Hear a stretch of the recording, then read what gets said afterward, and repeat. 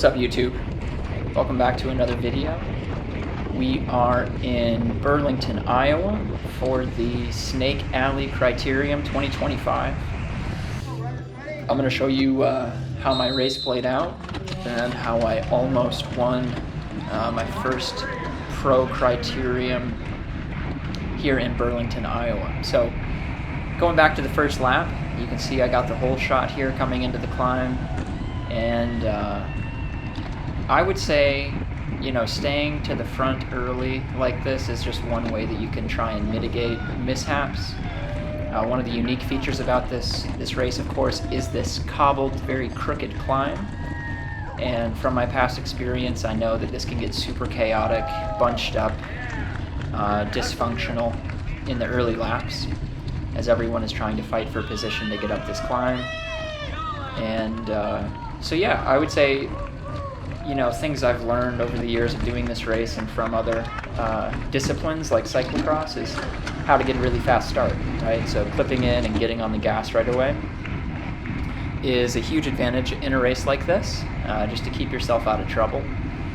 I don't know if I mentioned this yet already, but this race also doesn't have free laps. So if you have a mechanical, if you are in a crash, if you shift your rear derailleur into your rear wheel and it rips off on the climb, your race is effectively over. So part of the tactic here for me and leading out this first lap is just to stay out of trouble. So another thing to keep in mind for me, I guess, as I'm looking at this video footage back, is how easy it is to drop a chain or have a problem on this descent as well. This is kind of like maybe a under the radar type thing, but there's a lot of bumps on this sort of broken pavement. I'm trying to seek out the best lines through these corners. They did a good job of painting some of the extremes of inside-outside lines in orange, as you can see, which is super helpful, I thought. Even with that bright orange paint, you will see a few laps in here that riders are still going too wide in some of those corners. So some of the other teams that are here, we've got Cliff Family Drifters up here on the front now. We've also got a full First Internet Bang squad. I'm here with Velovid Elite, and I have one guest rider, Devin Hatch, who is racing in support of my effort here at Snake Alley, and he is a local cycling club rider, as well as he's got a separate trade team, Singleton, that he races for as well.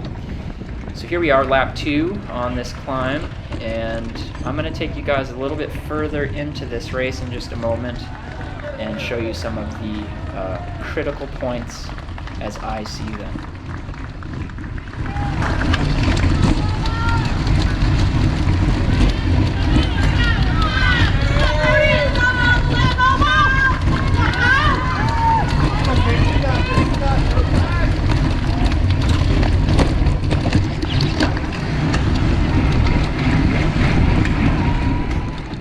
So just one thing I want to point out here before we jump ahead too far is this effect that happens at the very top of the climb. So if you were listening closely, you could hear that I shifted into my big chain ring right at the top of that climb, and we got a bit of a gap to this little group of 6 riders in front of us. It's definitely not a time to panic. We're still in the second lap of the race, but that stretching of the elastic at the top of the climb basically happens every lap. And that is the hardest point for struggling riders. This race is basically pure attrition with this course. And so, being able to get up and over the climb and then stay on the gas past that point until you start on the descent is just a critical moment of this race.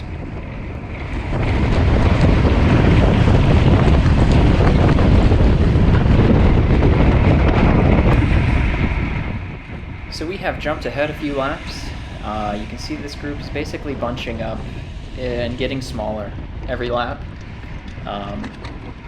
I was trying to find the moment that the first attack occurred, and this isn't it, but I just wanted to show you this little cheeky move to get myself up to the front of the race on this climb. So I'm taking kind of an outside line here. 3 riders is probably maximum in terms of width on this. There's like one best line probably, but there are some alternatives. And yeah, gonna push the pace a little bit here when I get past this Cliff Family Drifters rider. And yeah, as the race went on, I kind of learned that this was a point that I could put other riders, on their limit.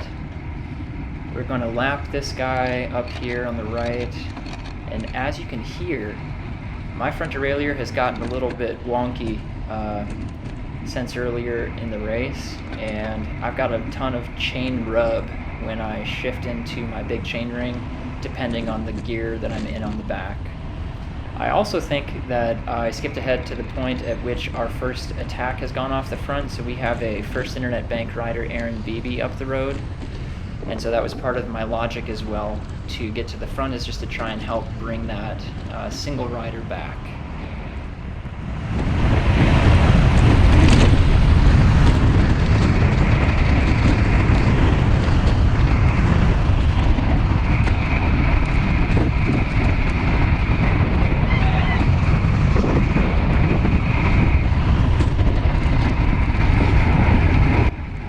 Another lap, another me being on the front of this group going up the climb.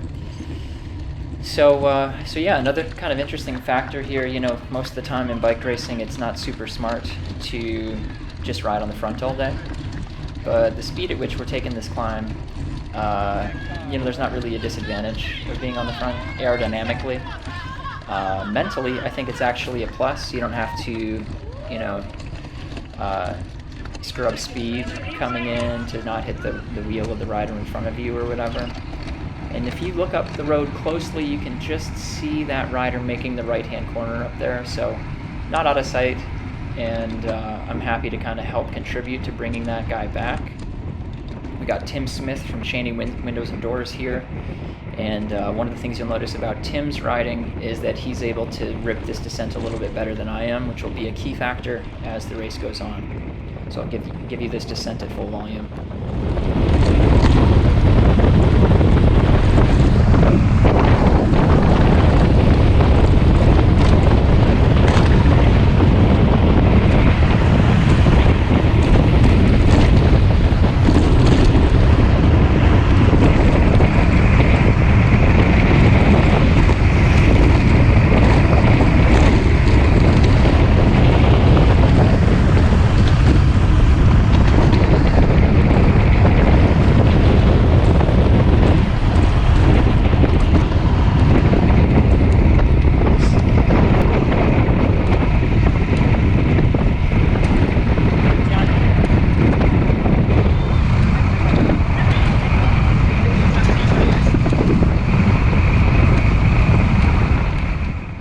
So I had to do a quick double take to make sure that we do have a rider up the road, and we do. That rider that we caught and passed on the way down is just another lapped rider.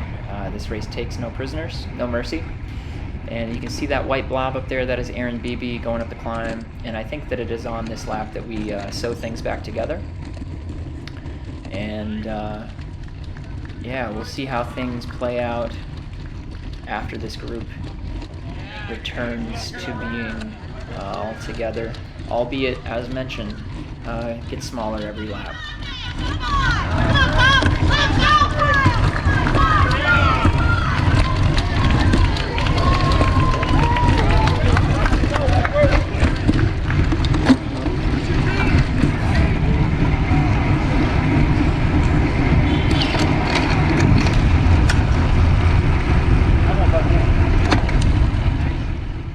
Jumping ahead a bit, cut a few laps out there, something like 16 minutes have transpired since we left. And you can see here I'm just happy to go to the front again, to do my 30 seconds at 650 watts or whatever up this climb. At this point, it's not necessarily trying to stay safe, but I'm seeing riders around me each lap on this climb are starting to suffer a little bit. And so this has become an opportunity for me just to sort of death by 1,000 cuts my competitors. So not doing anything crazy. If you take a look at my heart rate, like I'm far from my max here. But just staying on the gas consistently is one way that I can sort of like exert or exploit my strengths compared to some of my competitors. Not doing anything crazy as we enter onto the descent here, but yeah, pushing the pace every lap on the climb is something that I try to do here today.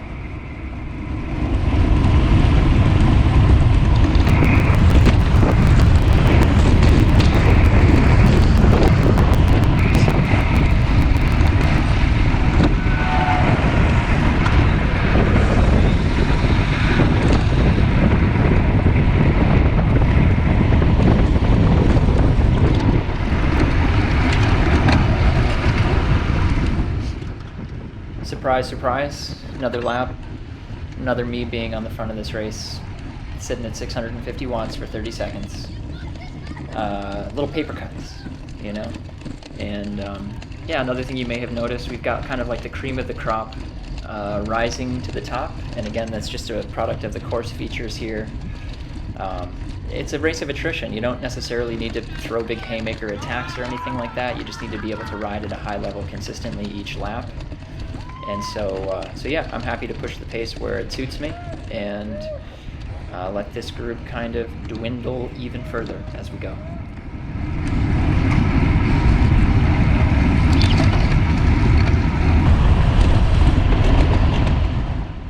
Okay, so we have jumped ahead quite a bit here. A few laps have passed, and I have just been riding consistently on the front of the climb. And as you see, we've got two other riders with me now. It is Connor Mullervy, Cliff Family Drifters fame, and Aaron Beebe from First Internet Bank.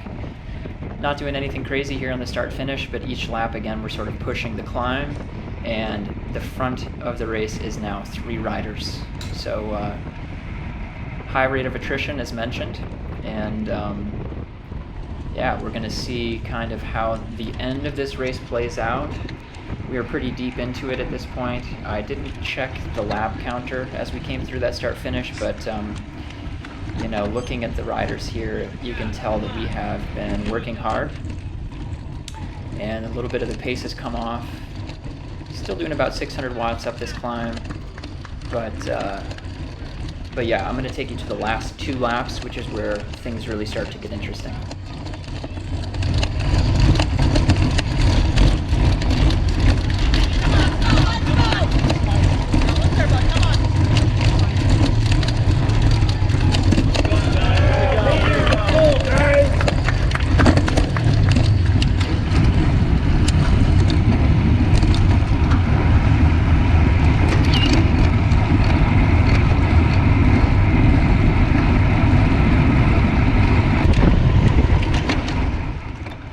So we are in the final 2 laps of this race.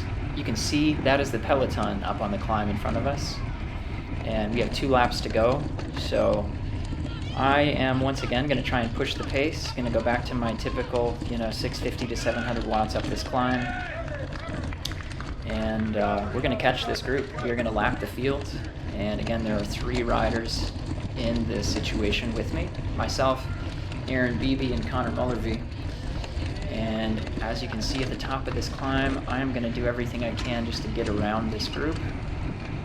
There's my guest rider, Devin. Going to give him a little pinch. And I'm going to get on the front of this peloton that we have now lapped on this descent.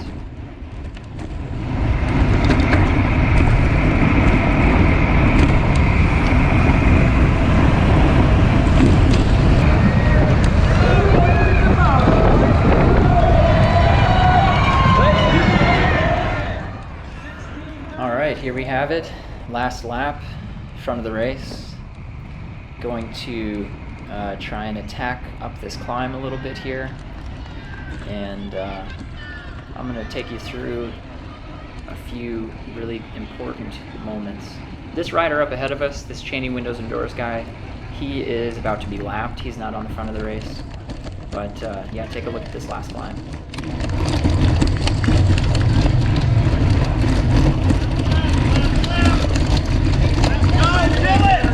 Get on this, get on this. Yeah, Connor.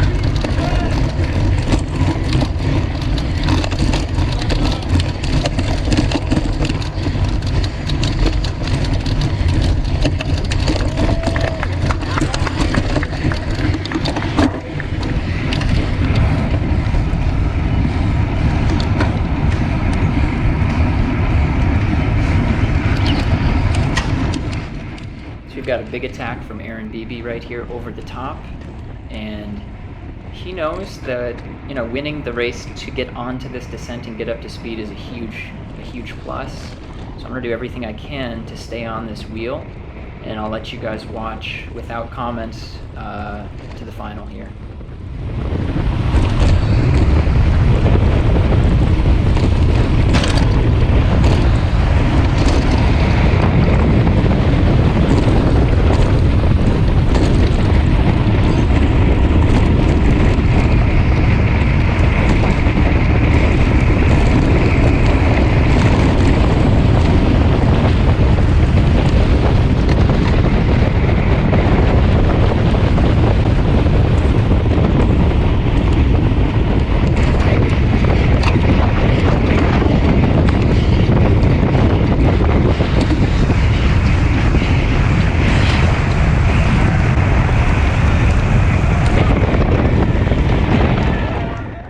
So close, yet so far away.